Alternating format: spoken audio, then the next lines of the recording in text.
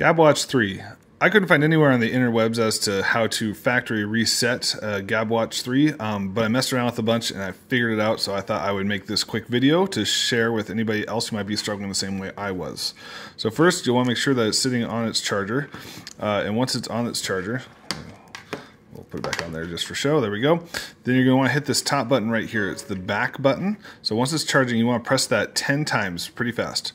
1, 2, 3, 4, 5, 6, 7, 8, 9, 10. And once you do that, it says reset watch. You can press that checkbox right there and that will restart it to factory settings. It erases all the data. It's like you got a brand new watch out of the box, and then you can start repairing it to your account from there.